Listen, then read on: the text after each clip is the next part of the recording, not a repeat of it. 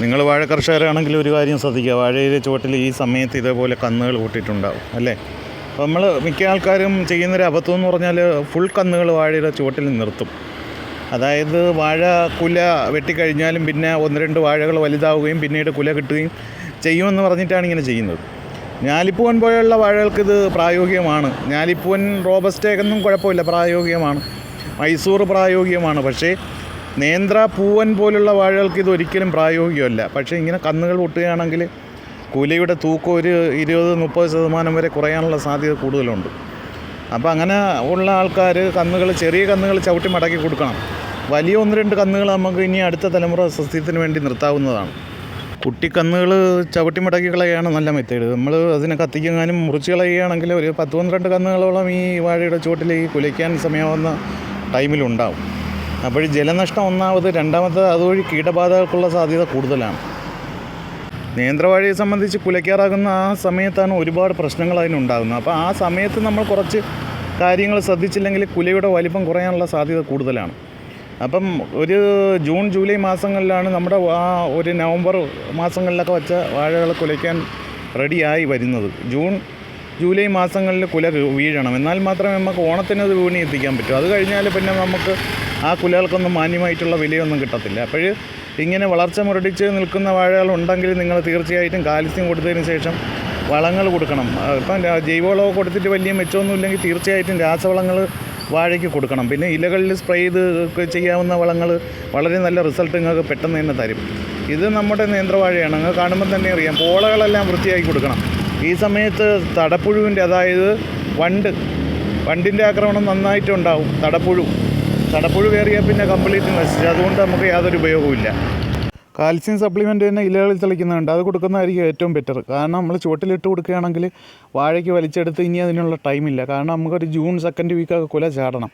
അതിന് വേണ്ടിയിട്ട് കാൽസ്യം സപ്ലിമെൻറ്റുകൾ ഇലകളിൽ കൊടുക്കുന്നുണ്ട്. അത് കൊടുത്തിട്ടൊരു 10 ദിവസം കഴിഞ്ഞിട്ട് വേണം നമുക്ക് പിന്നീട് ബോറോൺ കൊടുക്കാനായിട്ട്. ബോറോൺ കൃത്യമായിട്ടും കൊടുക്കണം. ബോറോൺ കൊടുക്കുന്നതിൻ്റെ കാര്യമെന്ന് പറഞ്ഞാൽ കുല ആവുമ്പോൾ ഈ നേന്ത്രവാഴകൾക്ക് ഞാൻ പറഞ്ഞില്ലേ നിരവധി പ്രശ്നങ്ങളുണ്ടാകും. ഇലകൾ വിരിയാൻ പാട്, കൂമ്പുകൾ ഇറങ്ങാൻ പ്രയാസം, മണ്ടയടപ്പ്. അപ്പോൾ ഇങ്ങനെയുള്ള കാര്യങ്ങൾക്കെല്ലാം ഏറ്റവും ബെറ്റർ എന്ന് പറഞ്ഞാൽ ഈ ബോറോണാണ്. അതുമാത്രമല്ല, വലിയ കുലകൾ ഉണ്ടാകുന്ന കായ്കളൊന്നും കറുത്തു പോകാതിരിക്കുന്നതിനും പൊട്ടിപ്പോകാതിരിക്കുന്നതിനും അപ്പോൾ ഇതൊക്കെ ബോറോൺ വളരെ അത്യാവശ്യമാണ്. ചെറിയൊരളവിന് മതി, പക്ഷേ അത് കൃത്യമായിട്ട് വേണം. ഇത് നമ്മൾ കിൻഡൽ വാഴയാണെങ്കിലും കൊലയ്ക്ക് തൂക്കം കുറവാണ്. കാരണം കിൻഡൽ വാഴ വാങ്ങി വെച്ചതിന് ശേഷം നമ്മൾ യാതൊരു തരത്തിലുള്ള വളവും കൊടുത്തിട്ടില്ല. അടിവളം കൊടുത്ത് കന്നു വെച്ചു. പിന്നെ കുറച്ച് വേസ്റ്റുകളും അത്യാവശ്യം യൂറിയ പൊട്ടാഷൊക്കെ നമ്മൾ നനയ്ക്കുന്ന സമയത്ത് അതിൻ്റെ ചുവട്ടിലൊന്ന് ഇട്ട് കൊടുക്കും.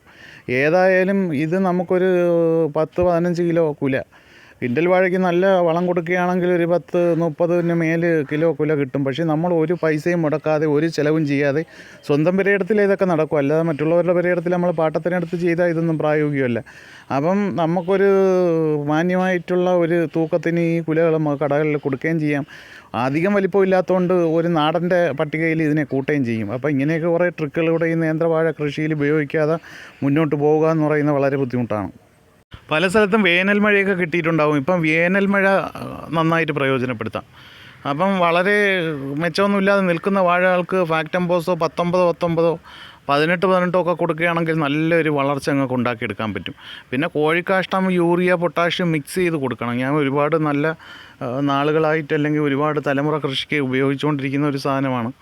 നല്ല കായ്കൾക്ക് നല്ല വലിപ്പവും നിറവും ഗുണവും നല്ല സ്വാദും എല്ലാം കിട്ടുന്നതിനും കുലയ്ക്കാതെ നിൽക്കുന്ന വാഴകൾക്ക് പെട്ടെന്നൊരു ഗ്രോത്ത് ഉണ്ടായിട്ട് കുല ചാടുന്നതിനും എല്ലാം നമുക്ക് പെട്ടെന്ന് ചെയ്യാൻ പറ്റുന്ന നല്ല ഒന്നാന്തരം ഒരു മെത്തേഡാണ് കോഴിക്കാഷ്ടം. ഉണങ്ങിപ്പൊടിഞ്ഞ കമ്പോസ്റ്റായിട്ടുള്ള കോഴിക്കാഷ്ടം യൂറിയയും പൊട്ടാഷ്യം മിക്സ് ചെയ്തതിന് ശേഷം വാഴകളിൽ നിന്ന് ഒരു 2 അടി മാറ്റി ഇട്ട് കൊടുത്തതിന് ശേഷം മണ്ണ് മൂടണം.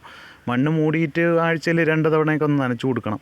അതിനോടൊപ്പം തന്നെ ഇലകളിൽ സ്പ്രേ ആവുന്ന വളങ്ങളും കൊടുക്കുകയാണെങ്കിൽ വാഴയ്ക്ക് നല്ലൊരു ഗ്രോത്ത് ഉണ്ടാവും.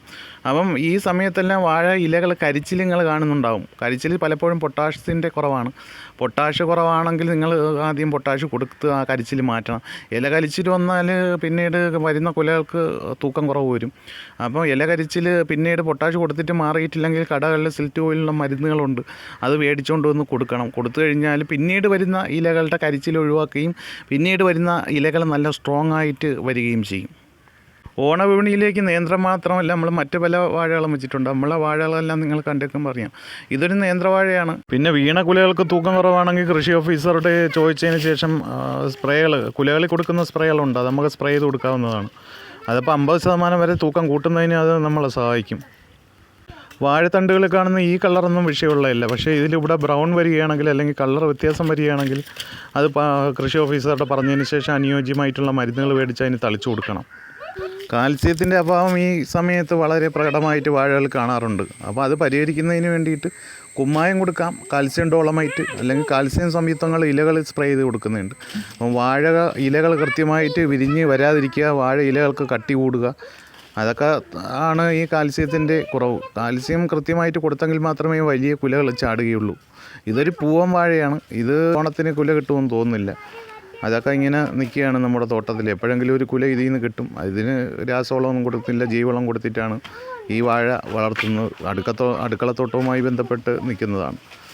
ഈ നിൽക്കുന്നതെന്ന് പറയുന്നത് ഐസ്ക്രീം വാഴയാണ്. ഐസ്ക്രീം വാഴ നമ്മൾ ഒരു നെറ്റ് വഴി വാങ്ങിയ ഒരു വാഴയാണ്.